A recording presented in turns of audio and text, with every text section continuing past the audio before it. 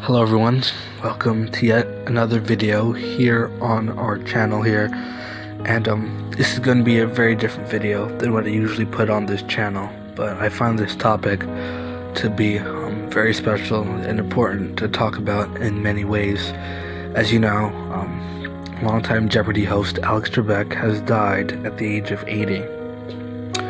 I got the news on Sunday like a lot of other people, and I'm devastated. I'm very much devastated, like a lot of people who knew and look up to him. For many of us, he united all of us in the evenings to try our hands at Jeopardy and trivia in itself, and yell pointlessly at the TV.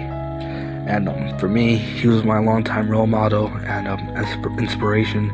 For years, my mom and we used to sit around the family television and watch Jeopardy at 7 o'clock on the dot.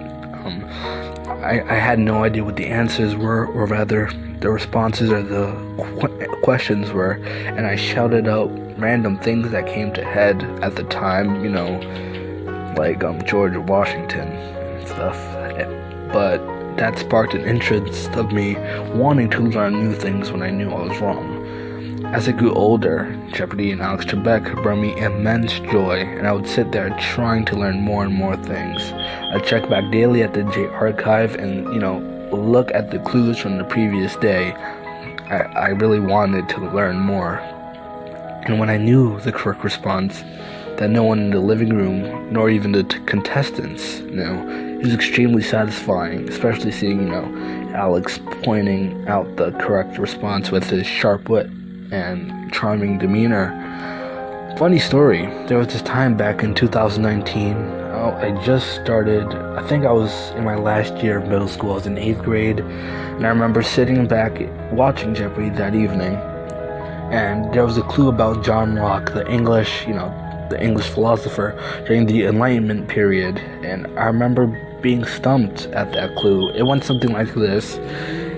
In 1693, this physicist and lifelong bachelor said, "Friend John Locke endeavored to embroil me with women."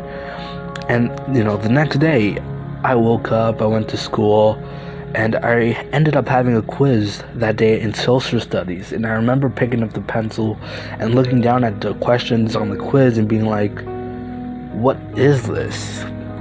So, I deep dived into the first question, and it said, it had Isaac Newton in the opening statement. And right from then, I knew John Locke had to be the correct answer, the correct option to put on that quiz, and I ended up passing. It's a true story. I've learned a lot of new words, a lot of new concepts. I've gotten a lot of ideas from what I've learned from Alex and the entire Jeopardy program in itself. So thanks, Alex. Thanks so much for teaching us the value in learning and being the teacher that made knowing pointless trivia cool. You'll be missed, man, for real. Yeah.